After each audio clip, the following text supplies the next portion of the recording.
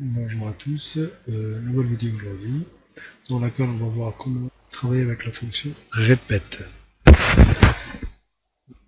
Donc pour cet exercice-là, j'ai préparé un petit tableau que j'ai mis forcément sous format tableau, hein, donc avec les jours de la semaine et des nombres qu'on doit rentrer tous les jours. Et ici,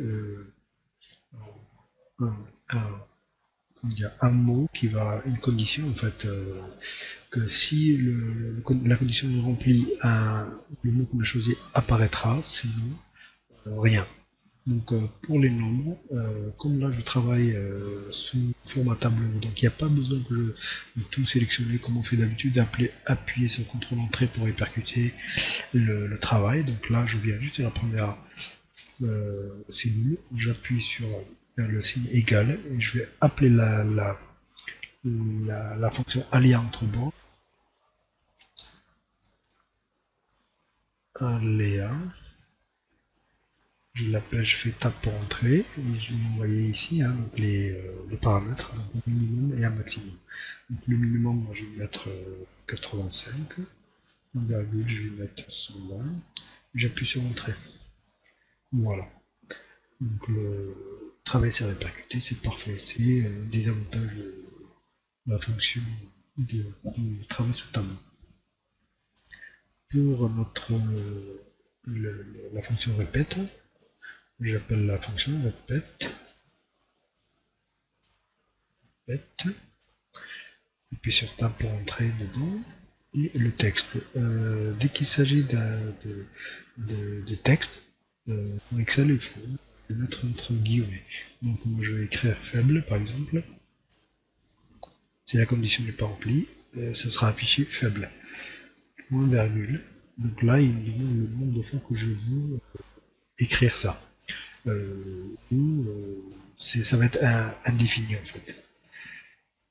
On va prendre, on va mettre une condition. Donc la condition c'est si cette cellule-là est inférieure à 100 par exemple, dans ce cas-là, euh, il fera apparaître le mot faible. Maintenant, j'ai plus qu'à appuyer sur entrée. Voilà.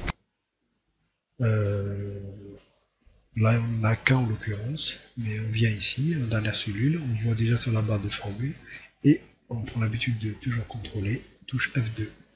Voilà. À partir de là, petit conseil, une petite suggestion, si vous êtes amené à travailler où les nombres que vous rentrez, tout ça, ne sont pas amenés à changer ni à la hausse ni à la baisse, vous pouvez les taper directement dans la formule. Maintenant, si cela risque de changer dans le temps, il est préférable de travailler avec une cellule. D'accord.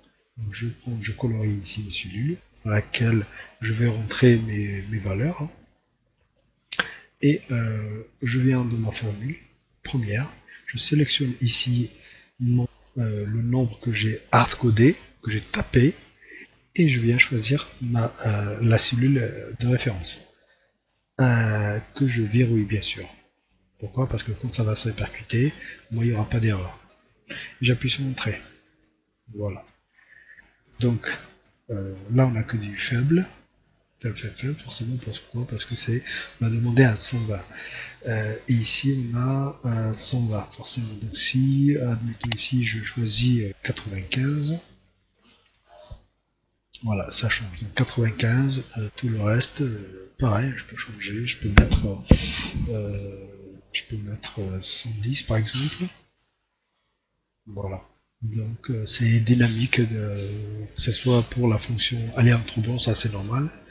Et là c'est pareil, donc ça bouge dès que à côté ça bouge quoi. Hein. Dès que ça, c'est dynamique vraiment, c'est parfait. Donc voilà, cette vidéo est terminée, je vous remercie d'avoir regardé, je vous dis à bientôt pour un nouveau tutoriel.